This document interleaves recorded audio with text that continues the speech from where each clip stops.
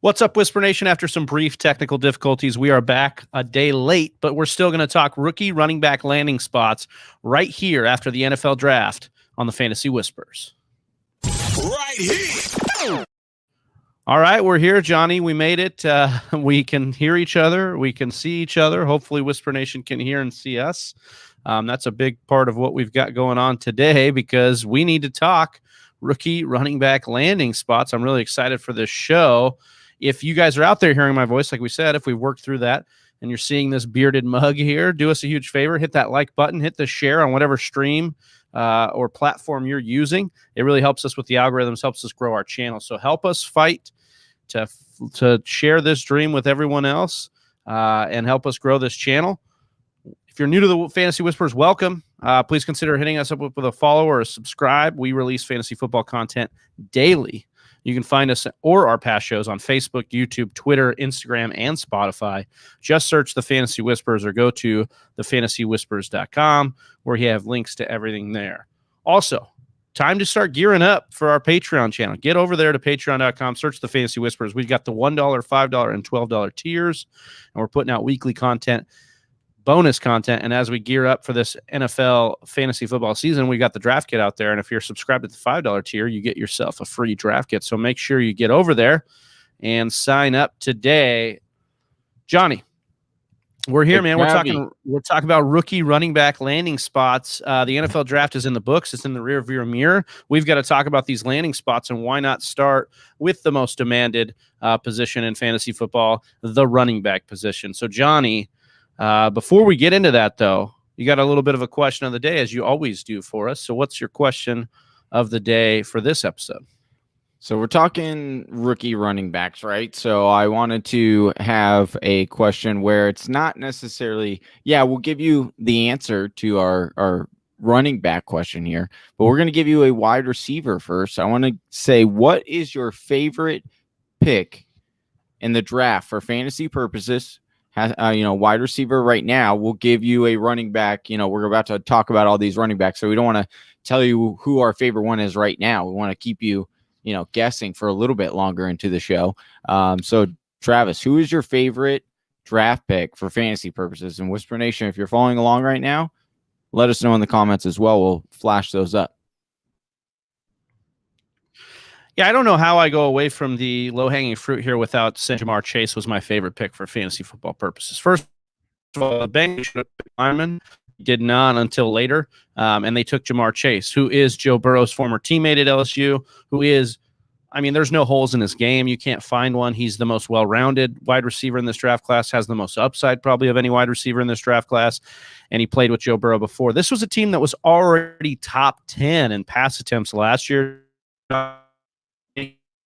It was already a team that aired it out quite a bit, and then they lost about 100 targets in A.J. Green with his exit leaving. So a lot of vacated targets, a lot of opportunity. The chemistry is there. I just don't know how you aren't salivating at this opportunity for not just Ja'Marr Chase, for not just Joe Burrow, who we talked about, T. Higgins. I think Tyler Boyd, it could also open up for those two guys as well to get some more done. But the biggest one here is Joe Mixon, as he tweeted out, said, can't stack the box no more, can you?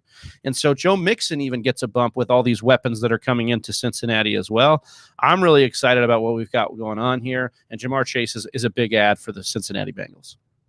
Yeah, it was always interesting to see, there was a lot of rumors saying he could go there, that Joe Burrow was heavily trying to get him to go there, and he was trying to persuade the Bengals to draft him. And we just thought that, hey, they needed a offensive lineman a little bit more, and that's why we're not the GMs, dude. That's why we're not paid the big bucks, because they went and got Ja'Marr Chase. And I do, ultimately, it did raise the ultimate value for me on Ja'Marr Chase, because of that offense, of that chemistry that we've seen, and simply we know that Joe Burrow will pepper wide receivers with targets. So Ja'Marr Chase does become a little bit more interesting to me. So I got to agree with you on that one, Travis. But I gotta tell you, there was a guy that I like just a little bit more at the wide receiver position than Ja'Marr Chase, and I think he could be like a dark horse, simply because there's not a whole lot of other targets to go around or weapons, right? And that would be wide receiver Devonta Smith gets drafted by the Philadelphia Eagles and instantly becomes their number one wide receiver, their ex wide receiver, which I think, we all thought was a missing piece. Rieger didn't belong in that position. Now he can more so go to that wide receiver 2 position, which I think is a lot more conducive to what he would be good at. And so now you're talking about really putting a bunch of weapons around, Jalen Hurts, and he likes to go down the field. He just didn't have a consistent weapon to do so. And now he gets a guy like Devonta Smith, who, yes, is his weight a little bit, lower than what we'd generally like. Yeah, but he can grow into that body. He has a 6-foot frame. He can jump high. He's a Heisman Trophy winner, Travis. So I think Devonta Smith Litnikoff and Heisman Trophy winner at the wide receiver position. I mean, this just does not happen very often. That wide receivers win this. And so I think that's what's being overlooked here is just how much talent Devonta Smith has. And then the Eagles traded up for him, Johnny. They definitely traded within the division. They gave picks within the division to go and get Devonta Smith to fill a huge need. But we've known for about the last year and change that they've needed this position. So, yeah, I like it. I've been eyeballing him in Dynasty as where the appropriate route to take him is. And I just think it's a huge win. And for fantasy football purposes, it's a guy who could be slated in. Remember how excited we were about Jalen Reagor? And Jalen Reagor isn't even an alpha type wide receiver. Right. So then you talk about Devonta Smith, who is an alpha. I really think there's a lot to be excited about here with Devonta Smith. But nothing more exciting than these fantasy football running backs that are in, and now the rookies are set. We know where they're going. And there's some questionable draft picks that were made here, some questionable holes that maybe teams were imagining were there that weren't there, and then there's some questionable things that were said afterwards. So we've got a lot to unpack here. We've got 8 running backs we want to talk about. We know that about 12 of them were drafted, 11 of them were drafted. We're going to talk about the ones we think are going to make the most impact, at least in redraft and dynasty purposes right away. And so we'll get into those now. We got to start with the first pick at running back position, pick number 24. And that was Najee Harris to the Pittsburgh Steelers at number 24. We got Rob Shorter in here. I want to say what's up. Cat's Pajamas, Jacob Bley, all these guys in our chat right now saying what's up.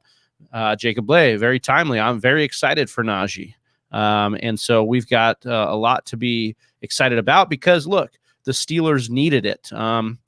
After taking Najee Harris with the 24th pick, they actually used their next 3 to take linemen. So the big knock on Najee Harris right now is the offensive line, right? 17th ranked by PFF last year. And they're going to be out without Villanueva, Pouncey, who they lost to retirement, and Feeler, who they lost also to free agency like they did with Villanueva.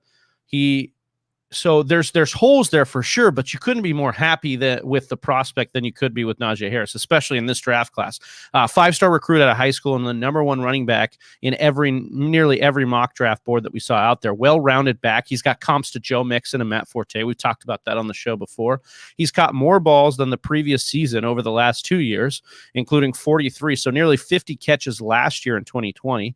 Connor's exit is going to take 45% of the rushing market share and 7% of the target market share.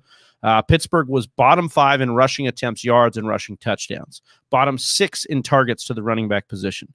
So there's 2 things at play here, Johnny. We know that there's a need for them, but we know that they were not the best team at running the ball. So it's chicken and egg. Do you think Najee Harris is worth it more? Like, is Najee Harris the answer? Is an offensive line the answer? Is it a little bit of both? Because last year Pittsburgh was the worst team in the NFL in yards per attempt. They've got room for improvement though, because Pittsburgh scored 26 points a game. That was 12th best. So they can score the ball, and the opportunity would seemingly be there. I just have major concerns he's going to be overdrafted this season on an offense that could be worse than expected. We've been talking about how they could be better than we expected from last year because of these things. I think they have a chance to step back even too. See, I'm not on that same boat for me. Now, do I think that you should overpay for Najee because I think that he could be a top 12 back? I don't. I think that where he's going in drafts, I think is about right. And I think that there's a lot of opportunity and upside for that pick, similar to the David Montgomery pick, because and I do get that we've seen it from David Montgomery, but we also have to realize like the David Montgomery, he was going about the same as he is now his rookie year, and it didn't work out that year. I grant you. And so there is definitely some risk there, but I like the system of the Pittsburgh Steelers as far as they knew that they wanted to run the ball more and that they weren't effective running the ball. Now, could that be because they couldn't fully trust James Conner to stay healthy? Who knows? If they weren't, fully committed to these running backs, they knew they didn't have a full-time answer. What I do know is that from the beat reporters that Najee Harris is someone that they definitely coveted and they definitely wanted. They were even thinking about trading up to get Najee Harris. And we do know that the draft capital does mean a lot, especially if they're drafting in the first round. Now, is the success? Sorry if I can speak here. Is the success rate for these running backs always a hit? No, they're not. But I will say that I do like the offense that he's going to. They do have a history of producing top 12 running backs, top 24 backs. And if there is a rookie to do it, and I would put, my money on him, it would probably be Najee Harris just because of that offense. Now, they could step back for sure, but I do think that with them getting a better offensive line, it actually could help them move the ball a little bit more consistently. So Kyle coming in here says, someone said today, maybe on the herd, that Trey Sermon might be better than Najee. Jacob Bley coming in here saying they are not even remotely close. Kyle coming back, I have not watched Najee Harris much, but I thought it was interesting to hear on TV. Look, I think there's going to be a difference, and we're going to find that out. As a prospect, probably not close, just based on measurables and what they were able to do in college. Situations, though, we're going to find out if one is better than the other. And so, yes, is Najee in one of the perfect situations out of the draft? Yes, as far as volume. Just in volume alone, he's going to be good because he's a typical three-down back. He's a guy that can give it to all. Now, should something happen to the backs, and we'll talk about Trey Sermon, but should something happen to the backs around Trey Sermon, we've seen what happens in San Francisco if you become the guy. You become very valuable. So situations can outweigh prospects for sure. But speaking of one of the better prospects in this draft, it was Travis Etienne of the Jacksonville Jaguars with the number 25 pick, Johnny. And this is one that had a lot of people excited, had a lot of people scratching their heads, and then even more when Urban Meyer was saying some things afterwards. So how do you feel? Break us down a little bit about the Travis Etienne pick and where you're feeling about this landing spot. Yeah, so Pro Football Focus calls Etienne a more elusive Lamar Miller. And yeah, that's not flashy or super sexy. And we all know that when we used to draft Lamar Miller, we never got the ooh and ah that we generally would get. And maybe that doesn't happen this year with Travis Etienne, but I do envision that happening in the future. And I think that you can get ahead of all of that this year. Look at what Travis Etienne has done in his career, in his collegiate career, right? 57 touchdowns and just 3 seasons on Clemson, which was a winning program, right? He's had 822 yards after contact, which was 5th best in the nation last year. He has an elusive rating over 100, and we all know how much that helps in the NFL. If you can dodge tackles and gain those extra yards, coaches you can dodge a wrench, you can dodge a ball. Exactly.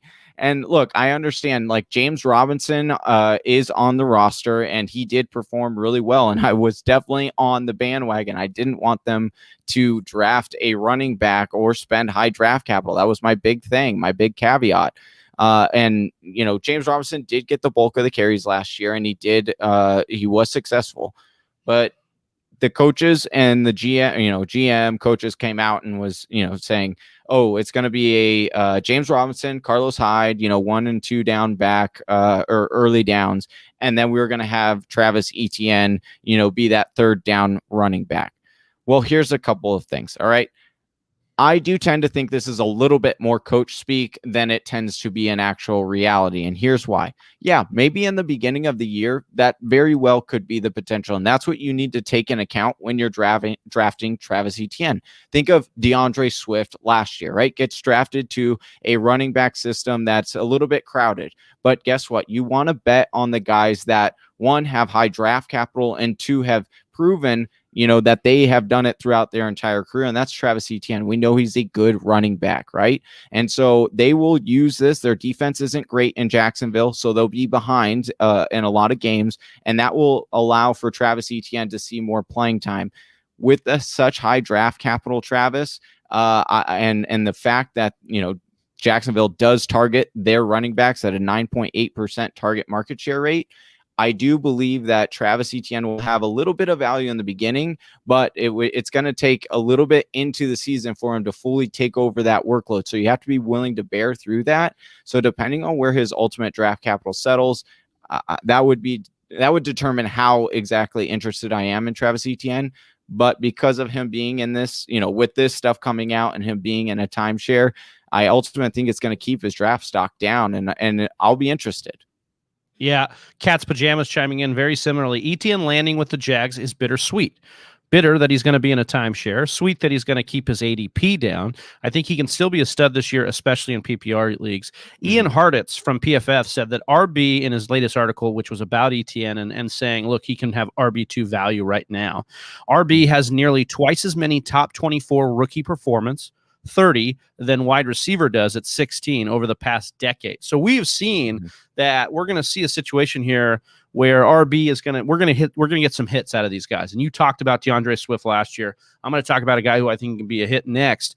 But Travis Etienne is a very interesting cat because he was a walking touchdown for Clemson. He was a playmaker. We talked about the elusive rating over 100. If you talk about what the Jags were able to do last year, yes, they pounded the rock, 70% market share for James Robinson, right? They pounded the rock, but he didn't have that flash, that pizzazz. You pound the rock with J-Rob, and then you flash it out with a guy like Etienne who's got this. I mean, he's just going to be a guy that can really give them some pop, and I think that's interesting to see, especially for fantasy. We would really like to see Carlos Hyde go away, just have these two guys, and I think that's what's going to happen because he's just not. Yeah.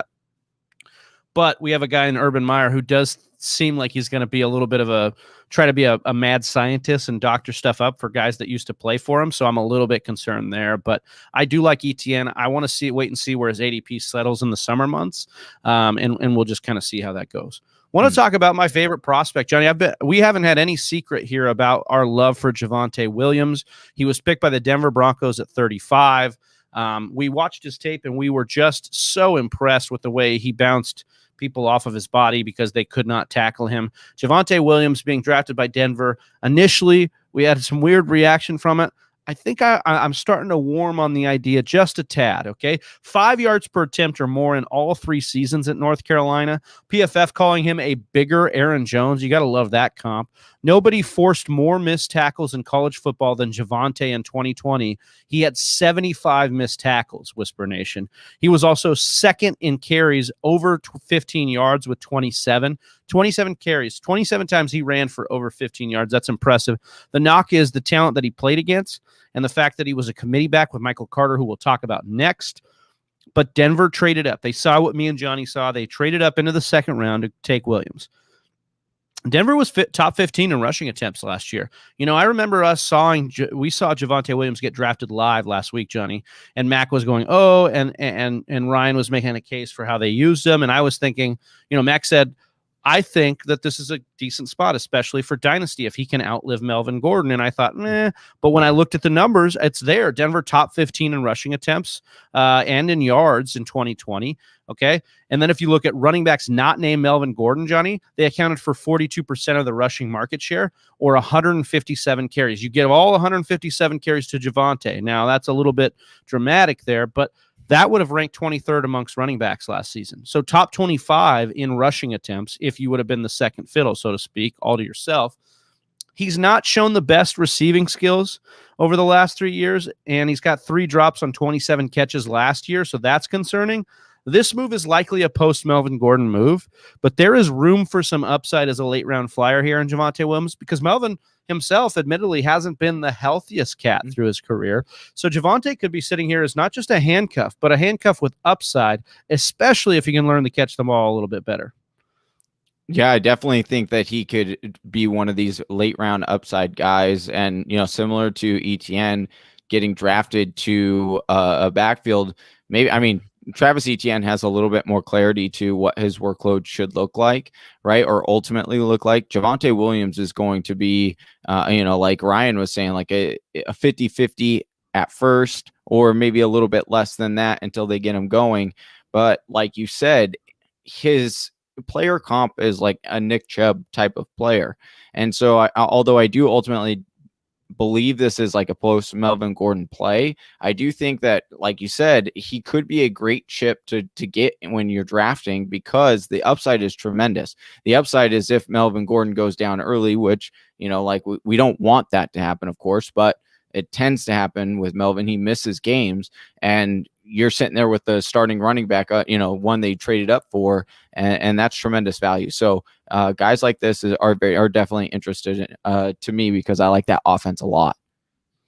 Yeah, so we're getting this question here, who we're not going to talk about Javon Hawkins today, but the question is, let's see here, any chance that Javon Hawkins could take the lead role from Mike Davis? Mike looks pretty reliable in his highlights. Yeah, Mike Davis was one of the biggest winners, and we're going to talk about this on a future show, winners and losers of this draft.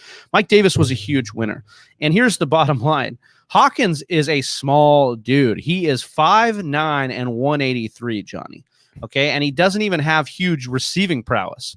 So as a running back who's small and you can't really catch, I think he caught like 20 balls last year, if that. 20 balls over the last 3 seasons, not just last year. So, it's just not looking great for that. I would be hammering Mike Davis in leagues that I could right now, in best ball leagues. I think he's one of the best positions, or one of the best people to come out of the draft as far as winners, losers. All right, moving on, Johnny. We're going to talk Michael Carter next for the New York Jets, and I'm going to let you take the mic here, because Michael Carter is maybe one of the most interesting backs to look at when we looked at who was drafted here. We talked about the Jets being a landing spot for potentially an Aaron Jones at free agency, or one of these backs, because of how much volume could be there, because Frank Gore has retired. Talk to us a little bit about Michael Carter at the Jets. So why Michael Carter might not strike you as a major name is because he split time with Javonte Williams in North Carolina. And fun little fact, Travis, I meant to bring this up when we were talking about Javonte Williams, but one of our listeners, Reed Tyler, he DM'd us, and he was telling us how he played against Javonte Williams in high school. And he was talking about how Javonte Williams was like destroying him. And I don't blame him, because he's a big guy. But he was also splitting time with a running back by the name of Michael Carter, and he gets selected to the Jets, like you talked about. Well, here's what I like about Michael Carter, right? He's a smaller back, a little bit undersized, 5'8", 201. So not the biggest back that you would, like not a typical bruiser type, right? But Pro Football had this to say about Carter, quote unquote, Carter has everything you could want except size. Even then, he runs harder than his listed weight, quote unquote.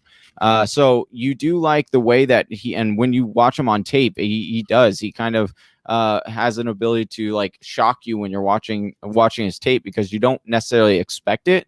And yet he was still productive, right? In 2020 rankings, 6th in yards after contact, 5th in missed tackles forced, 1st in carries of 15 or more yards. So he's like a home run hitter, which you tend to like, right? We do understand, LaMichael Pirine does exist. They did take him last year, but you have to understand that was an old coaching regime, right? This is a new one coming in, and they are getting their guy. Now, not only that, with talking about that new coaching regime, you got to understand where this coaching regime comes from. The offensive coordinator, is Mike LaFleur. Well, that name might sound familiar because it's a brother of Matt LaFleur, the or the head coach for the Green Bay Packers. But he also comes from the Shanahan system, and we know what that kind of system produces for running backs. And guess who the player comp for Michael Carter is on Player Profile, Travis? It's none other than Devonta Freeman, who was in that system and killed it, and he was an undersized running back. So I do think that there is some intrigue with Michael Carter, especially early on in his career. He's a guy that I'm looking at. I do understand that the Jets offensive line wasn't the greatest, 29th by Pro Football Focus last year, but they did spend back-to-back first rounders on offensive linemen, and the system tends to be able to cover up some offensive line issues due to the scheme. And so I believe that Michael Carter is a guy that you should really definitely put on your radar as a potential steal in drafts or a later round dart throw that does have a lot of upside, because this system is good for running backs. I like the breakdown there, and that's exactly right, because like Michael Carter is going to be one of the bargain basement guys you can grab that's probably going to be locked into 160 to 200 carries this year if he locks down that role, and volume is king. So even if that particular even if that offense is as bad as it was last year, or the line is as bad as it's been the last couple of years, the volume alone is going to make him worth it. And that's what we saw with Frank Gore, who was just like on his last legs there. I'm excited to talk about Trey Sermon next. We got a comment earlier, Kyle Neely in the comments, who is a San Francisco fan, talking about Trey Sermon. Now we get to talk about him because the San Francisco 49ers traded up to number 88 to take him.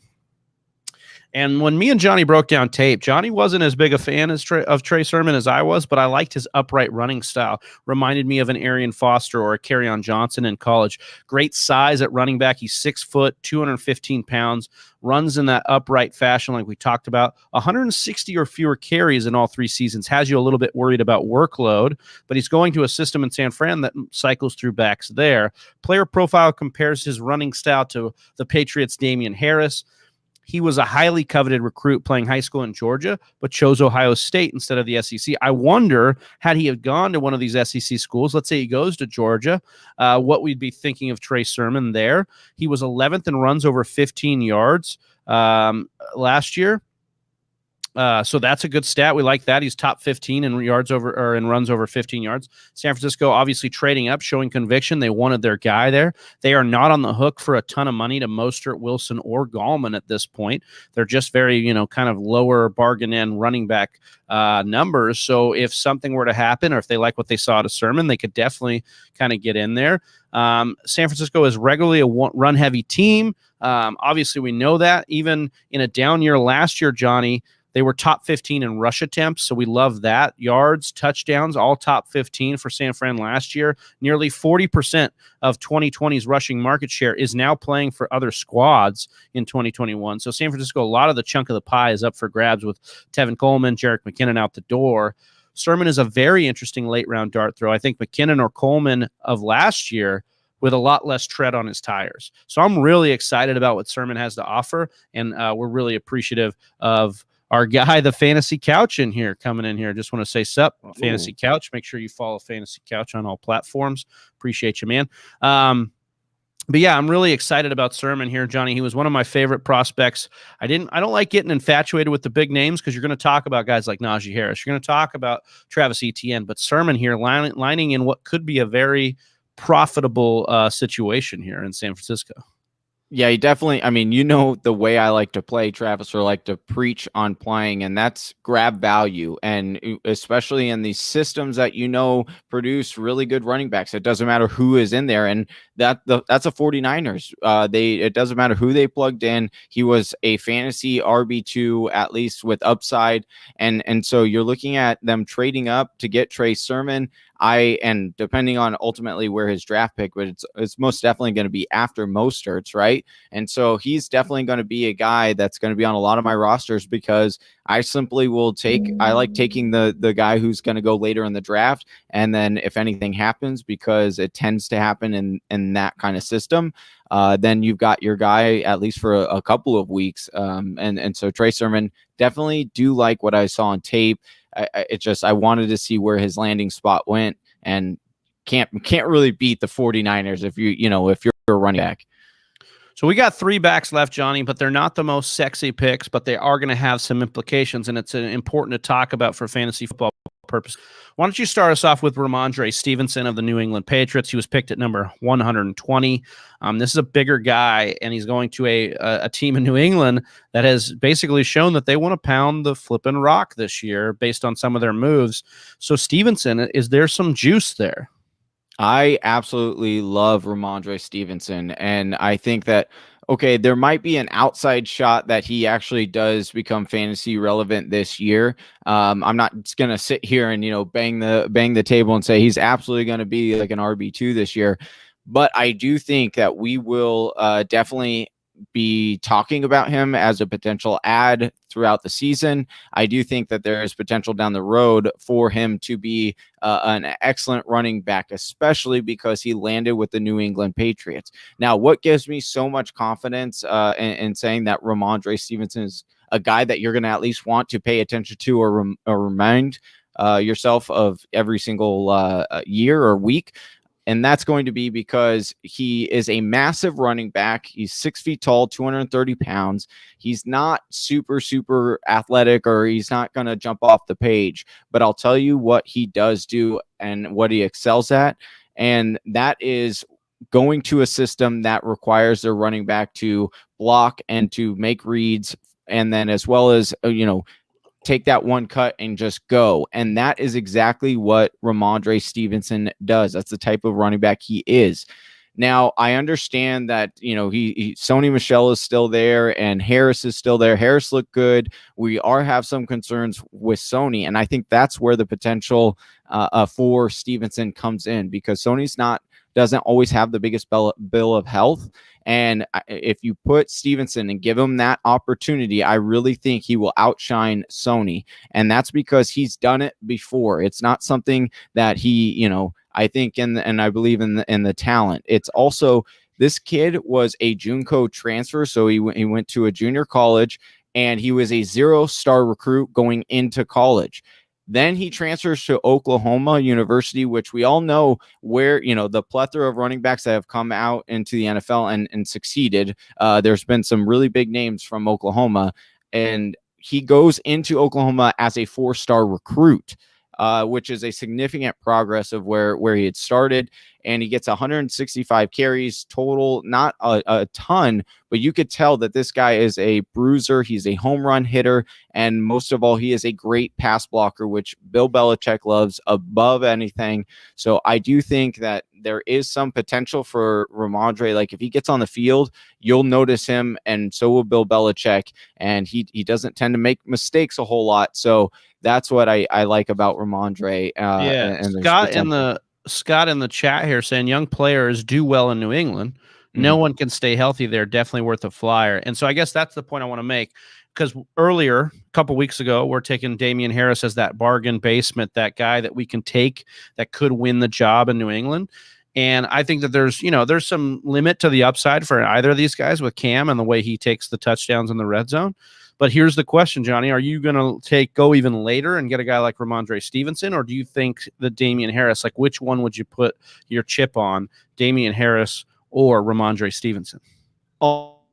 Harris at this point, right? But I do think that, because I don't expect Ramandra. He would also have to be, James White is still there, of course, and so I think that you would have to. It's going to be you're going to pick up later in the year, but I'm wanting Whisper Nation to think about the name and remind themselves, so later on in the year when we bring him up, and telling you, hey, be careful, because Sony's on his last leg, literally, no pun intended, but like who we're talking about, you'll know, it's not just some guy, it's a guy that does truly have some upside in an offensive system that allows for a running back like him to really mature.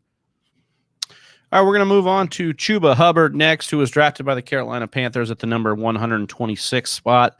Look, nothing blows you away about Hubbard's game. This will be pretty quick. He's a decisive runner with great jump cut ability, though, and he had 329 carries in 2019. That led the nation. So he's been able to kind of be the bell cow when needed, but he hasn't seen a lot of receiving yards. Did not eclipse 230 receiving yards in any college season. With Davis leaving for Atlanta, the handcuff for CMC is definitely up for grabs, and I think they filled it. I think Carolina feels like they got their younger replacement for Mike Davis, should anything happen to CMC. But this doesn't move the needle for me at all on CMC. This doesn't scare me off of CMC as a top overall pick. I think that Chuba Hubbard is a fine backup, and you should definitely take him if you're a CMC roster. If you're in Dynasty, you should be trying to grab him. But other than that, there's not a lot to see here for me, Johnny, on Chuba Hubbard. I was a little disappointed he went to Carolina. I was a fan of his, and so the talent is definitely, there as a solid running back. But like you said, I don't know if he has like league winning potential, but he's definitely, we've seen it. You want to grab him if you're rostering CMC, because you could definitely see them, maybe holding CMC back a little bit on the carries and giving Chuba a little bit more of those touches because he can handle it. But yeah, nothing, you're not going to rush out to draft him. Don't overdraft him. He's a waiver wire guy until that kind of potential goes. But if you do have CMC, he's definitely a handcuff that you're probably going to want to grab just to be on the safe side. All right, we got to talk about one that might sting you a little bit here, Johnny, and that's Kenneth Gainwell, who was drafted by the Philadelphia Eagles at the number 150 pick. Gainwell, this is not looking great for Miles Sanders truthers and Miles Sanders dynasty owners here. How do you feel about the Gainwell pick by the Eagles here? I'm going to be honest with you, Travis.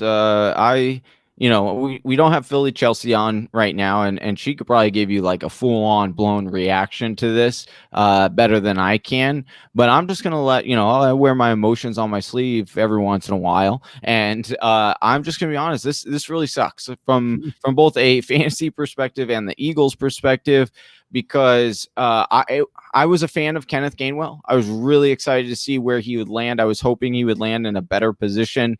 Now, he's not a running back that's going to be a bell cow running back. That's not this type of player. He's more of a change of pace running back, which would make sense for, a Miles Sanders kind of combo.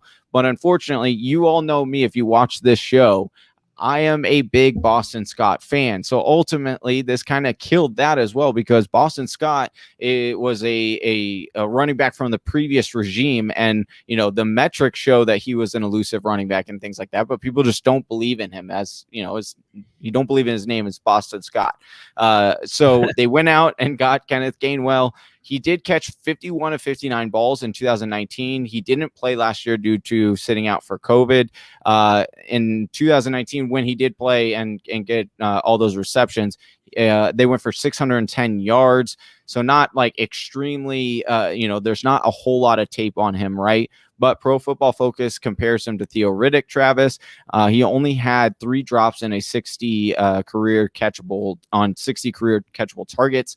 So they're thinking that maybe Kenneth Gainwell could be used as maybe a slot wide receiver because of the lack of weapons that Philly does have. He's kind of that dual combo. We'll have to wait and see ultimately to gauge his true value.